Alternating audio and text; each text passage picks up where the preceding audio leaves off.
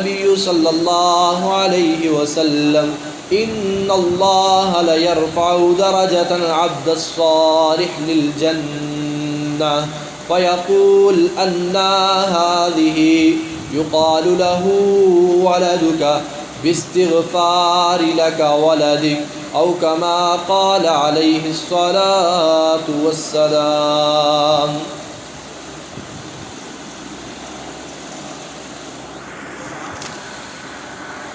ہر قسم کی حمد و ثنا، تعریفات، تسبیحات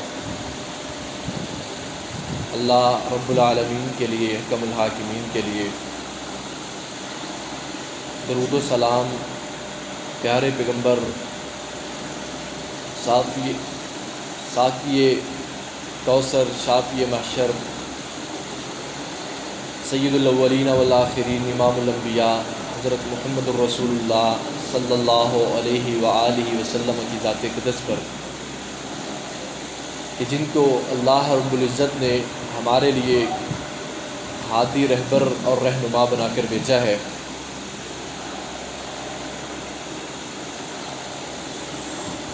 اللہ رب العالمین قرآن مجید کے اندر حکم دیتے ہیں،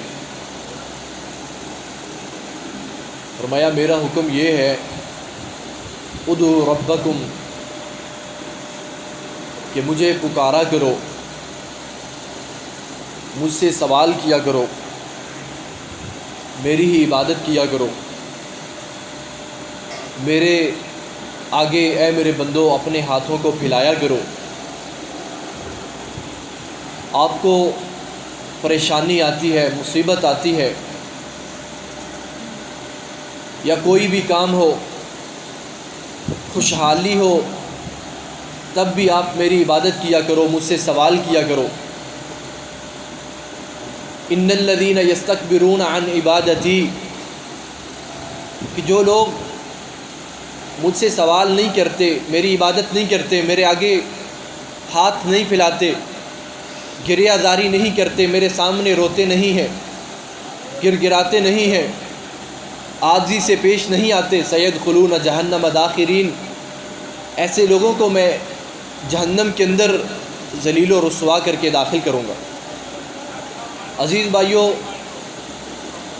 بندہ مومن کے پاس سب سے زیادہ جو قیمتی ترین چیز ہوتی ہے وہ اللہ رب العالمین کے سامنے دعا کرنا ہے.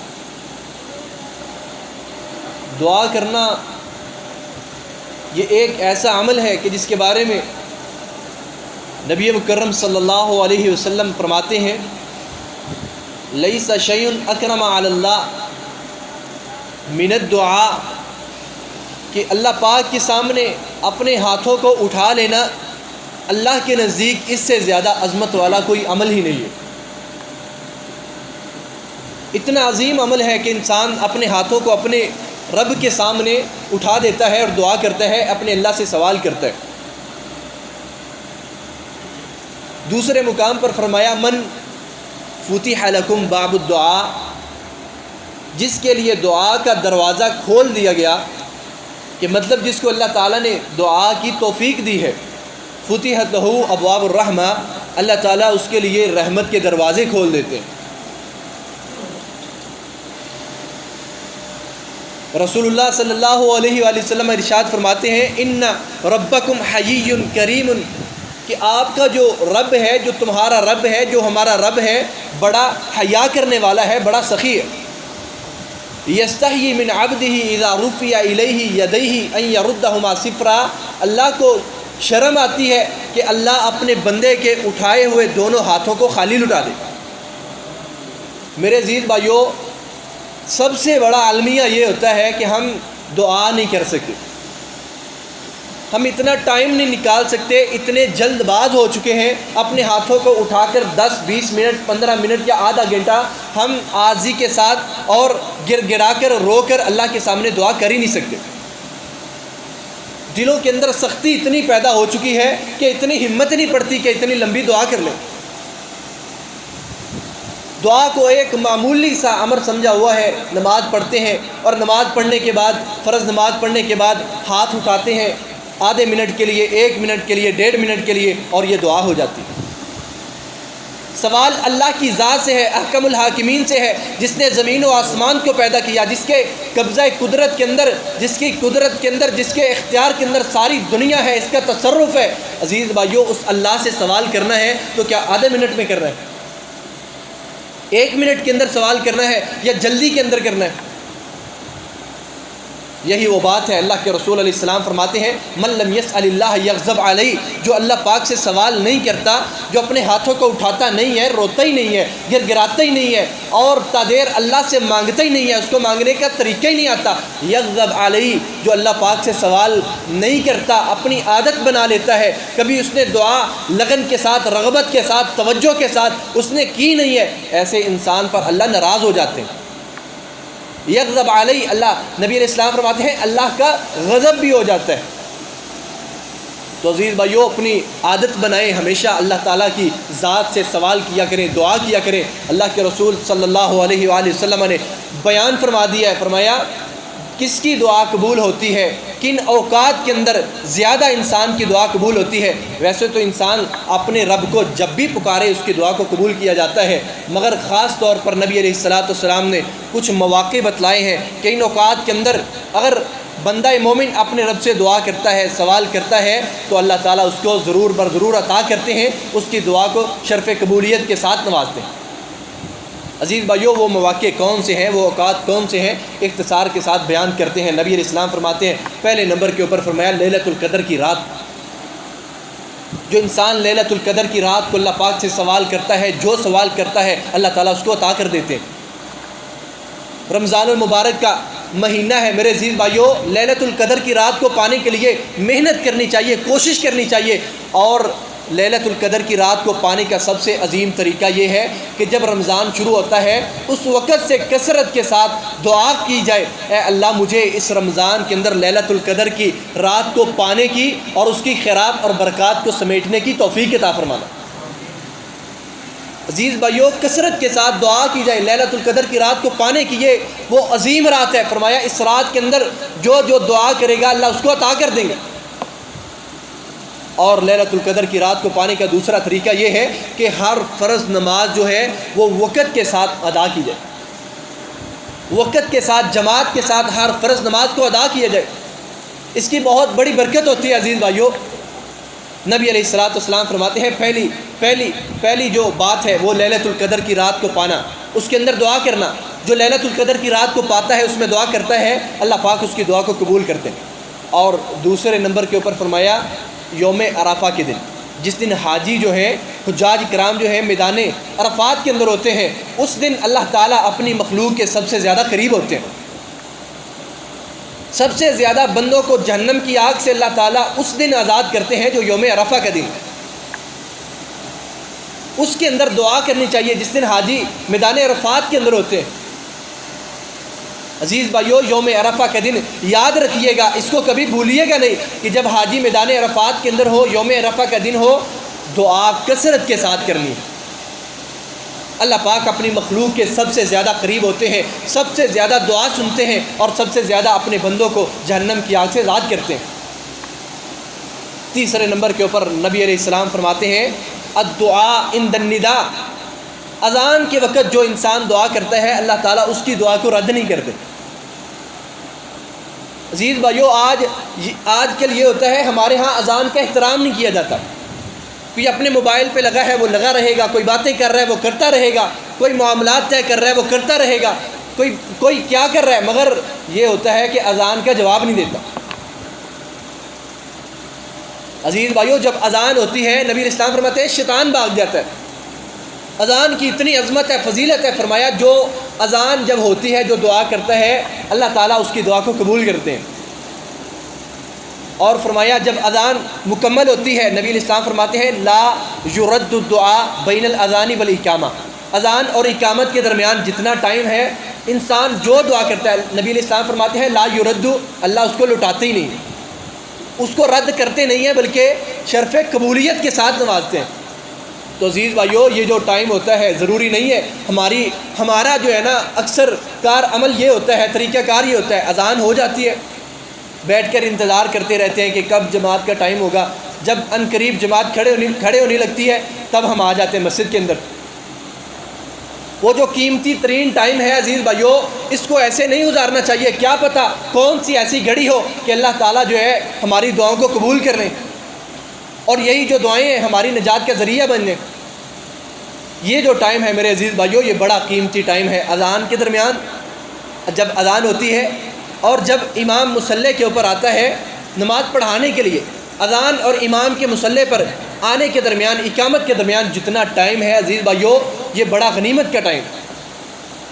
اور نبی علیہ السلام فرماتے ہیں، فرمایا وَصَلَوَاتِ الْمَكْتُوبَةِ، فرض نماز ادا کرنے کے بعد جب اللہ تعالیٰ سے دعا کی جاتی ہے، یہ بڑا قبولیت کا ٹائم ہے۔ اللہ تعالیٰ اس ٹائم کے اندر بھی دعا کو قبول کر لیتے ہیں۔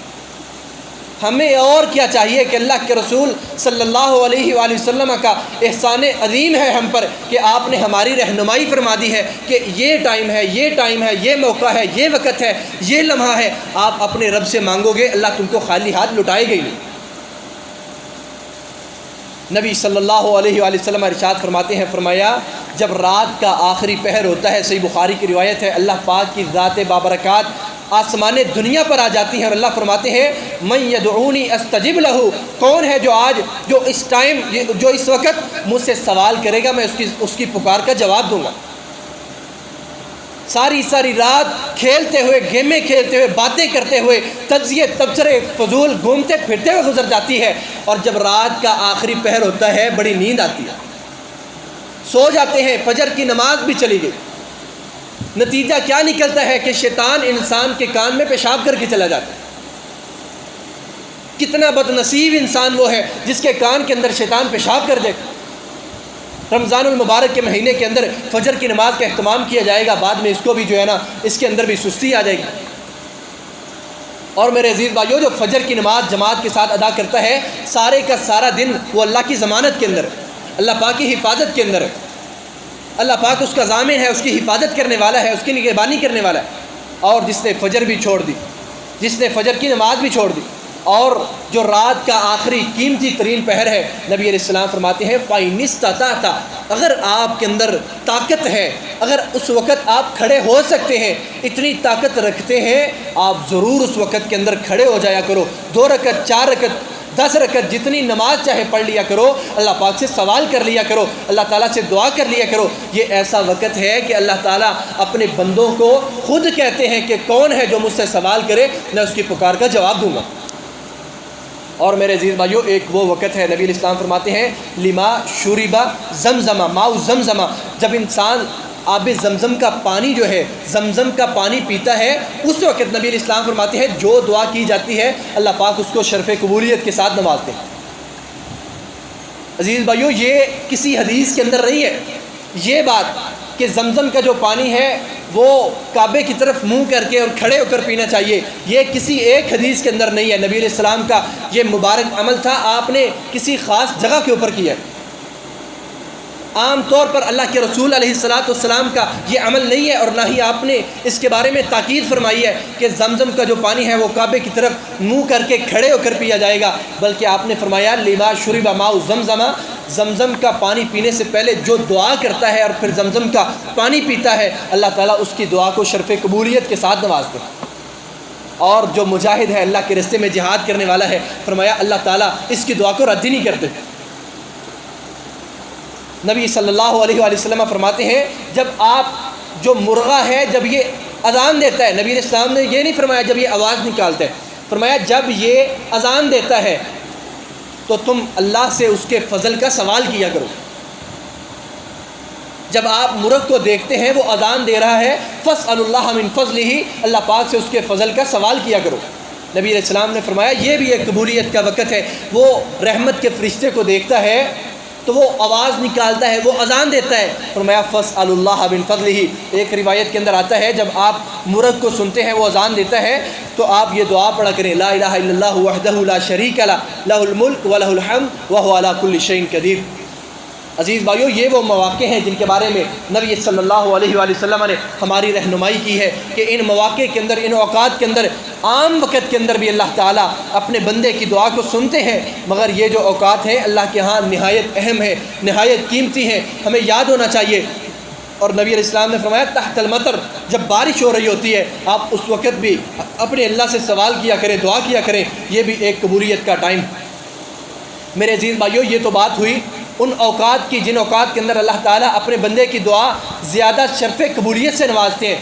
اب اس چیز کی طرف آتے ہیں کہ کن کی دعا اللہ پاک قبول کرتے ہیں، کون ایسا بندہ ہے جس کی دعا اللہ تعالیٰ رد نہیں کرتے۔ 20ویں سپارے کا آغاز اللہ تعالیٰ فرماتے ہیں امن یجیب المضطر اذا دعا ویکشف السوء، جو بندہ پریشان ہے، مصیبتوں کے اندر گھرا ہوا ہے، ہر طرف پریشانیاں ہیں، غم ہی غم ہے، لاچار ہو چکا ہے، دنیا کے اندر اس کو کوئی سہارا ہی نہیں مل رہا، فرمایا لاچار ہو کر، مجبور ہو کر، بے بس ہو کر اللہ کے در پر آتا ہے، روتا ہے، گر گراتا ہے، اللہ تعالیٰ اس کو خالی حال لٹاتے ہی نہیں۔ عزیز بھائیو، یہ پریشانیوں کی بات ہے، حالانکہ چاہیے تو یہ پریشانی ہو یا نہ ہو اللہ کے در کی طرف آئیں، اللہ سے سوال کریں، اللہ کے آگے دعا کریں، روئیں، گر گڑائیں۔ فرمایا جو پریشان ہو، جو لاچار ہو، مصیبتوں کے اندر گھرا ہوا ہو، امن یجیب المضطر اذا دعا، اللہ کو پکارتا ہے، اللہ سے سوال کرتا ہے، ویکشف السوء، اللہ تعالیٰ اس کی تمام پریشانیاں، تمام جو غم ہیں ان کو ہٹا دیتے ہیں، مٹا دیتے ہیں، دور کر دیتے ہیں۔ اور دوسرے نمبر کے اوپر اللہ کے رسول علیہ السلام نے فرمایا کہ اللہ تعالیٰ کس بندے کی دعا کو قبول کرتے ہیں جو اللہ کے راستے میں جہاد کرنے والا ہے، اور 3 مثالیں دے کر فرمایا اللہ تعالیٰ 3 لوگوں کی دعا کو رد نہیں کرتے۔ فرمایا یہ حدیث بڑی عام ہے، بڑی مشہور ہے۔ فرمایا دعوت المظلوم، جس پر ظلم ہوا ہے وہ اللہ سے دعا کرتا ہے، اللہ اس کی دعا کو رد نہیں کرتے۔ فرمایا دعوت المسافر، جو سفر کرنے والا ہے اللہ تعالیٰ اس کی دعا کو رد نہیں کرتے۔ عزیز بھائیو، آج ہمارا سفر کس طرح کا ہوتا ہے؟ آپ گاڑیوں کے اندر سفر کریں گے، سفر کرنے کا طریقہ کار یہ ہوتا ہے، پہلے 3 4 5 منٹ کی تلاوت لگائی جاتی، پہلے تلاوت لگائی جاتی ہے، پھر قوالیاں لگا دی جاتی ہیں۔ یہ قوالی کیا ہے؟ جس کے اندر جو سراسر شرک ہے، جس کے اندر اس بات کی دعوت دی جاتی ہے کہ آؤ اللہ کے ساتھ شرک کرو، شرک کیا جاتا ہے، شرکیہ الفاظ بولے جاتے ہیں، اور اس کے بعد جو سٹیپ آتا ہے وہ گانے لگا دیے جاتے ہیں۔ یہ سفر ہو رہا ہے ہمارا، انسان کی اپنی گاڑی ہے۔ اکثر اوقات کیا ہوتا ہے، انسان سفر کر رہا ہوتا ہے، اس کے اندر جو ہے نا وہ گانے سن رہے ہیں۔ ہمیں اللہ سے ڈر نہیں لگتا کہ گانے سنتے ہوئے اگر اسی حالت کے اندر ہماری موت آ جاتی ہے ہمارا کیا بنے گا؟ نبی علیہ السلام فرماتے ہیں یہ جو سفر ہے عذاب کے ٹکڑوں میں سے ایک ٹکڑا ہے، اور جو مسافر ہے جب یہ اللہ سے دعا کرتا ہے اللہ پاک اس کی دعا کو قبول کرتے ہیں۔ ہمارا سفر ایسا ہوتا ہے، خوش گپیوں میں گزر جاتا ہے، گانے سننے میں گزر جاتا ہے، موویز دیکھنے میں گزر جاتا ہے۔ عزیز بھائیو، یہ کیسا سفر ہے جس سفر کے اندر اللہ کے غضب کو دعوت دی جاتی ہے؟ نبی علیہ السلام فرماتے ہیں جو مسافر ہے، چاہیے تو یہ جو مسافر ہے وہ اللہ کا ذکر کرے، وہ آیت الکرسی پڑھے، آخری 3 کل پڑھے، اللہ سے سوال کرے، اللہ کی تعریفات کرے، یا اللہ تیرا شکر ہے تو مجھے منزل مقصود تک پہنچا رہا ہے، اپنی رحمت کے ساتھ، اپنے فضل کے ساتھ، تیرے فضل کے بغیر، تیری نصرت کے بغیر، تیری مدد کے بغیر میں کیسے چل سکتا تھا، میں کیسے سوار ہو سکتا تھا، میں کیسے سفر کر سکتا تھا؟ مگر آج کے مسافر کا عالم یہ ہے کہ اس کو سفر کی دعا آتی نہیں ہے۔ پڑھتے ہیں سبحان الذی سخر لنا ھذا وما كنا له مقرنین، یہ سوار ہونے کی دعا ہے، سفر کرنے کی دعا الگ ہے۔ ساری زندگی اسی دعا کے اندر گزر جاتی ہے۔ جو سوار ہونے کی ہے، جو سفر کرنے کی ہے وہ اور۔ اللہم انا نسألک فی سفرنا ھذا البر والتقوی، بڑی لمبی دعا ہے، عجیب بات ہے، ساری کی ساری زندگی ایسے ہی گزر جاتی ہے۔ تیسرے نمبر کے اوپر اللہ کے رسول علیہ السلام فرماتے ہیں ودعوۃ الوالد، جو والد ہے اپنی اولاد کے لیے دعا کرتا ہے اللہ پاک اس کی دعا کو قبول کرتے ہیں۔ میرے عزیز بھائیو، یہ 3 لوگوں کا تذکرہ کیا گیا ہے، مظلوم، مسافر، والد، تینوں کی دعا کو اللہ پاک رد نہیں کرتے۔ وجہ کیا ہے، حکمت کیا ہے؟ جب یہ تینوں لوگ اللہ تعالیٰ سے دعا کرتے ہیں تو درد دل کے ساتھ دعا کرتے ہیں۔ جس پر ظلم ہوا ہے وہ درد دل کے ساتھ دعا کرتا ہے۔ جو مسافر ہے درد دل کے ساتھ اللہ کو پکارتا ہے کہ اللہ مجھے میری منزل تک تو پہنچا، مجھے مصیبتوں سے، پریشانیوں سے تو محفوظ رکھنا۔ اور جو والد ہے اپنی اولاد کے لیے بڑا مخلص ہو کر دعا کرتا ہے۔ نبی علیہ السلام فرماتے ہیں ان اللہ یقبل من العبد ما خلص، انسان کا جو جتنا جیسا عمل مخلص ہوتا ہے، جتنا اخلاص ہوتا ہے، اللہ پاک اتنا اس کو زیادہ قبول کرتے ہیں۔ میرے عزیز بھائیو یاد رکھیے، اللہ کے رسول علیہ السلام فرماتے ہیں، جامع الصغیر کی روایت ہے، ابو ہریرہ رضی اللہ تعالیٰ عنہ کہتے ہیں اللہ تعالیٰ اولاد کی دعا کو بھی رد نہیں کرتے۔ کہ کبھی ہم نے اپنی اولاد کو یہ سبق دیا ہے کہ آپ ہمارے جانے کے بعد ہمارے ہوتے ہوئے ہمارے لیے دعا کرنا؟ فرمایا اللہ تعالیٰ بچے کی دعا کو، اولاد کی دعا کو رد نہیں کرتے۔ اس کی مثال بیان کی نبی صلی اللہ علیہ وآلہ وسلم نے، فرمایا ایک بندہ فوت ہو جاتا ہے، نیک بندہ ہے، صالح بندہ ہے، ان اللہ لیرفع لعبد الصالح فی الجنہ درجہ، اللہ پاک اپنے صالح بندے کو جنت کے اندر ایک درجہ عطا کرتے ہیں۔ کچھ عرصہ گزرتا ہے، اللہ تعالیٰ اس کے درجات اور بلند کر دیتے ہیں، مقام اور بڑھا دیتے ہیں۔ بندہ سوال کرتا ہے انا لی ھذا انا ھذہ، اے اللہ میرا مقام تو وہ تھا جو تو نے مجھے عطا کر دیا، اب یہ مقام مجھے کیسے ملا ہے؟ اللہ تعالیٰ فرماتے ہیں لاستغفار ولدک لک، پیچھے جو نیک اولاد چھوڑ کے آئے ہو وہ تمہارے لیے بخشش کی دعا کر رہی ہے۔ کیا میرے بچے، میرے بھائی، میرے عزیز بھائیوں، جو ہم اپنی اولاد چھوڑ کے جاتے ہیں، بچے چھوڑ کے جاتے ہیں، کیا وہ اس قابل ہیں کہ ہمارے لیے رو رو کر اللہ سے دعا کریں؟ اللہ کی قسم پتہ نہیں انسان کو جب اس کے والدین دنیا سے چلے جاتے ہیں، اتنی شفقتیں کرنے والے جب دنیا سے چلے جاتے ہیں، پتہ نہیں اس کو رات کو نیند کیسے آ جاتی ہے کہ میرے والد، میری والدہ مجھ سے پیار کرنے والے، مجھ سے محبت کرنے والے، میرا خیال رکھنے والے، میری تربیت کرنے والے آج دنیا سے چلے جا چکے ہیں۔ میں ان کے لیے رات کو اٹھ نہیں سکتا، میں وضو نہیں کر سکتا، میں ان کے لیے دعا نہیں کر سکتا، اللہ کے سامنے میں رو نہیں سکتا، میں اللہ کا ترلا نہیں کر سکتا، میں اللہ تعالیٰ سے بار بار یہ التجا نہیں کر سکتا، اے اللہ تو ان کو معاف کر دینا، ان کے حال پر رحم فرمانا، ان کی غلطیاں، ان کی لغزشیں اے اللہ تو ان سے درگزر کر لینا۔ کتنے میرے بھائی ایسے ہیں جن کے والدین دنیا سے چلے گئے ہیں، میرے عزیز بھائیوں ہم ان کے لیے کتنی دعا کرتے ہیں۔ وہ زندہ تھے ہمارے لیے کتنی فکر کرتے تھے، آج وہ دنیا سے چلے گئے ہیں، ہم ان کے لیے اپنے ہاتھوں کو اٹھا نہیں سکتے، ہم اللہ کی ذات سے سوال نہیں کر سکتے، بلکہ اللہ کی ذات نے ہمیں آگاہ کر دیا، مطلع کر دیا، تنبیہ کر دیا ہے۔ فرمایا تم اپنے والدین کے لیے دعا کرو گے، اللہ صرف ان کو معاف نہیں کریں گے بلکہ اپنی جنت کے اندر درجات اور عطا کر دیں گے، درجے بلند کر دیں گے، بڑھا دیں گے، چڑھا دیں گے۔ میرے عزیز بھائیوں ہمیں ان چیزوں کا خیال رکھنا چاہیے۔ اللہ کے رسول علیہ السلام فرماتے ہیں من سرہ ان یستجیب لہ عند الشدائد، میرے صحابہ یاد رکھنا، جس بندے کو یہ بات خوش کرتی ہے نا کہ جب اس کو تکلیف آئے اللہ سے دعا کرے، فوری اس کی دعا قبول ہو جائے، فلیکثر الدعاء فی الرخاء، اسے چاہیے کہ جب وہ خوشحالی کے وقت میں ہوتا ہے اللہ پاک سے کثرت سے دعا کیا کرے۔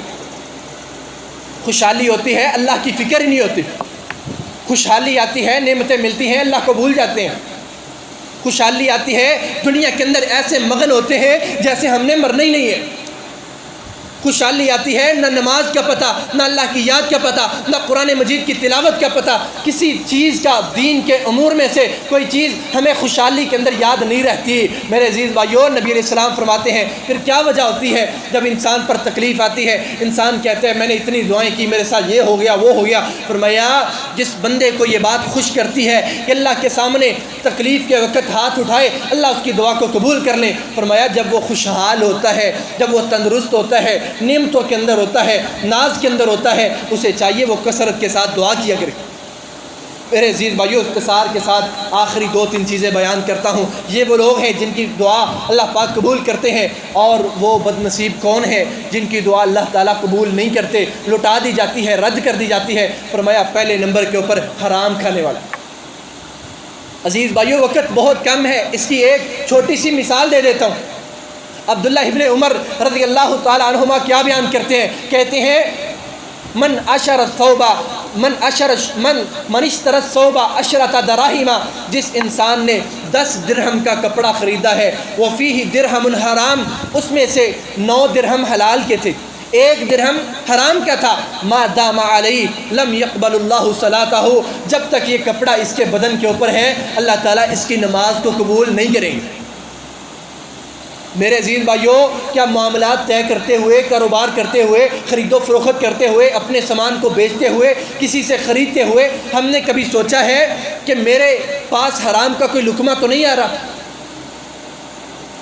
فرمایا 9 درہم حلال کے ہیں، یعنی 1 کروڑ روپیہ ہے، 99 لاکھ حلال کا ہے، 1 لاکھ حرام کا ہے۔ فرمایا جب تک یہ اس کے پاس ہے، اس کے استعمال میں ہے، اس کے بدن پر ہے، اس کے پیٹ میں ہے، اس کے گھر میں ہے، اس کے بچوں کے منہ کے اندر ہے، اللہ تعالیٰ اس کی عبادت کو قبول نہیں کریں گے۔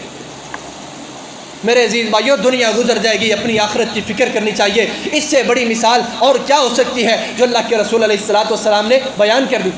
حضرت عبداللہ ابن عمر یہ روایت بیان کر کے کہتے ہیں، ثم تعوذنی، میرے کان بہرے ہو جائیں اگر میں نے یہ بات اللہ کے رسول علیہ السلام سے نہ سنی ہوتی۔ میں نے پیارے پیغمبر سے سنا ہے اور آپ تک اس عمل کو پہنچایا ہے، اگر میں نے نہ سنا ہوتا اور آپ کو یہ بات میں کہہ دیتا، میرے دونوں کان بہرے ہو جاتے۔ دوسرے نمبر کے اوپر اللہ کے رسول علیہ السلام فرماتے ہیں، فرمایا جس کی بیوی بد اخلاق ہے، بد کردار ہے، اللہ تعالیٰ اس کی دعا کو قبول نہیں کرتے۔ اپنی بیوی کو سمجھائے، اس کو کہے، اس کو نصیحت کرے، اس کی اصلاح کرے، اس کا اتنا اس کے معاملات کے اوپر بلکہ اس کی عبادات کے اوپر اتنا اثر پڑتا ہے۔ فرمایا جس کی بیوی بد اخلاق بد کردار ہے، یہ جامع صغیر کی اور سلسلہ احادیث صحیحہ کی روایت ہے، حدیث ہے۔ فرمایا فلم یطلق، اس کو طلاق دے دے، اگر اس کو طلاق نہیں دے گا اس کی کوئی دعا اللہ پاک قبول نہیں کریں گے۔ اس کی اصلاح کرے، اگر وہ اپنی اصلاح کو قبول کرتی ہے تو اللہ کی ذات معاف کرنے والی ہے، غفور الرحیم ہے۔ اگر وہ اس بات کو قبول نہیں کرتے، نبی علیہ السلام فرماتے ہیں، سلسلہ صحیحہ کی روایت ہے، اس کو طلاق دے دے وگرنہ اللہ پاک اس کی کوئی دعا قبول نہیں کریں گے۔ تیسرے نمبر کے اوپر میرے عزیز بھائیوں، ہمارے معاشرے کے اندر جس چیز کو ہم نے بہت زیادہ نارمل لیا ہوا ہے، اللہ تعالیٰ تیسرے سپارے کے اندر فرماتے ہیں، یا ایھا الذین آمنوا اذا تداینتم بدین فاکتبوہ الی اجل مسمی، اے ایمان والو جب آپس کے اندر لین دین کرتے ہو اس کو لکھ لیا کرو۔ نبی علیہ السلام فرماتے ہیں جو ادھار کا معاملہ طے کرتا ہے، جو اپنے کسی بھائی کے ساتھ ادھار کا معاملہ طے کرتا ہے اور وہ اس کو لکھتا نہیں ہے، فرمایا اللہ پاک اس کی دعا کو قبول نہیں کرتے۔ میرے عزیز بھائیوں، اس کی دعا قبول نہیں ہوتی۔ اور چوتھے نمبر کے اوپر نبی علیہ السلام فرماتے ہیں، ایک مسلمان بھائی فوت ہو گیا ہے، دنیا سے چلا گیا ہے، اس نے پیچھے مال چھوڑا ہے اور بچے چھوڑے ہیں، بچے چھوٹے ہیں، ابھی وہ بلوغت کی عمر کو نہیں پہنچے۔ نبی علیہ السلام فرماتے ہیں جس نے ان کا مال انہی کے سپرد کر دیا حالانکہ وہ بچے تھے، بلوغت کی عمر کو پہنچے نہیں تھے، ایسے انسان کی اللہ کوئی دعا قبول نہیں کرے گی۔ ہمارے اوپر حق ہے، اگر کوئی ہمارا عزیز دنیا سے چلا جاتا ہے، اس نے مال چھوڑا ہے، اپنے بچے چھوڑے ہیں، اس کے مال کی حفاظت کی جائے، اس کو سنبھالا جائے، اور جب اس کے بچے بلوغت کی عمر کو پہنچ جاتے ہیں تب جا کر اس کا مال ان کے سپرد کیا جائے۔ نبی علیہ السلام نے فرمایا جو ایسا عمل کرے گا، اپنے بھائی کے مال کا خیال نہیں رکھے گا، نہ سمجھ بچوں کے حوالے کر دے گا، بچے اس کو ضائع کر دیں گے، فرمایا یہ اللہ کے آگے ہاتھ اٹھائے گا، اللہ اس کی دعا کو قبول نہیں کیا کرے گا۔ اور فرمایا وَلَا تُؤْتُوا السُّفَهَاءَ أَمْوَالَكُمْ، جو بے وقوفوں کو اپنا مال، نہ تجربہ کار نہ سمجھ لوگ ان کو اپنا مال دے دیتا ہے تجارت کے لیے، یہ تجارت کریں گے مجھے نفع ہوگا، فرمایا اللہ پاک ایسے انسان کی دعا قبول نہیں کریں گے۔ اللہ تعالیٰ سے دعا ہے اللہ تعالیٰ قرآن و سنت کو سمجھنے اور اس پر عمل کرنے کی توفیق عطا فرمائے۔ وآخر دعوانا الحمد للہ رب العالمین۔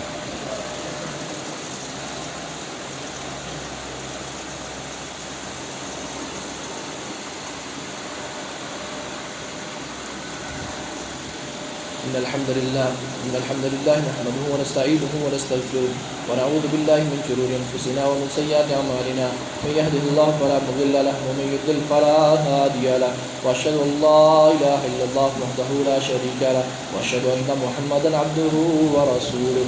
يا أيها الذين آمنوا اتقوا الله حق تقاته ولا تموتن إلا وأنتم مسلمون۔ يا أيها الناس اتقوا ربكم الذي خلقكم من نفس واحدة وخلق منها زوجها وبث منهما رجالا كثيرا ونساء، واتقوا الله الذي تساءلون به والأرحام إن الله كان عليكم رقيبا۔ يا أيها الذين آمنوا اتقوا الله وقولوا قولا سديدا يصلح لكم أعمالكم ويغفر لكم ذنوبكم، ومن يطع الله ورسوله فقد فاز فوزا عظيما۔ أما بعد فإن خير الحديث كتاب الله، وخير الهدي هدي محمد صلى الله عليه وسلم، وشر الأمور محدثاتها، وكل محدثات بدعة، وكل بدعة ضلالة، وكل ضلالة في النار۔ عزیز بھائیو، دو اعلان ہیں۔ پہلا اعلان عزیز بھائیو یہ ہے کہ مسجد کے بہت زیادہ اخراجات ہیں، جیسے کہ الحمدللہ اس مسجد کے اندر نماز تراویح کو ادا کیا جا رہا ہے، بھائی آتے بھی ہیں، بھائی دیکھتے بھی ہیں۔ عزیز بھائیوں، ایسے مسجد کے بہت زیادہ اخراجات جو ہیں وہ بڑھ رہے ہیں، گرمی بھی آ چکی ہے، اب اے سیوں کو بھی جو ہے نا وہ چلایا جائے گا، تو مسجد کے معاملات ہوتے ہیں۔ تمام بھائیوں سے گزارش ہے کہ جاتے ہوئے مسجد کے ساتھ، اللہ کے گھر کے ساتھ ضرور ضرور تعاون کر کے جایا کریں۔ عزیز بھائیوں، دوسرا اعلان ہے کہ منگل والے دن عصر کی نماز کے بعد اسی مسجد کے اندر درس قرآن ہے۔ شیخ الحدیث عبدالغفار مدنی صاحب حفظہ اللہ تعالی درس قرآن کے لیے تشریف لا رہے ہیں۔ تمام بھائیوں سے گزارش ہے خود بھی شرکت کریں اور اپنے دوست احباب کو بھی ساتھ لے کریں۔ اللهم اغفر لنا ولجميع المؤمنين والمؤمنات والمسلمين والمسلمات الأحياء منا والأموات. اللهم أرنا الحق حقا وارزقنا اتباعه وأرنا الباطل باطلا وارزقنا اجتنابه. اللهم إنا نسألك الهدى والتقى والعفاف والغنى. اللهم إنا نعوذ بك من جهد البلاء ودرك الشقاء وسوء القضاء وشماتة الأعداء. اللهم اشف مرضنا ومرضى المسلمين. اللهم اقض حاجاتنا وحاجات المسلمين. اللهم إنا نسألك الجنة الفردوس ونعوذ بك من النار. اللهم أعز الإسلام والمسلمين. اللهم أذل الشرك والمشركين. اللهم أعز الجهاد والمجاهدين. اللهم انصر الذين يقاتلون في سبيلك في كل مكان. اللهم نجي إخواننا المسجونين. اللهم ارزقنا شهادة متقبلة في سبيلك في ساحة القتال. سبحان ربك رب العزة عما يصفون وسلام على المرسلين والحمد لله رب العالمين.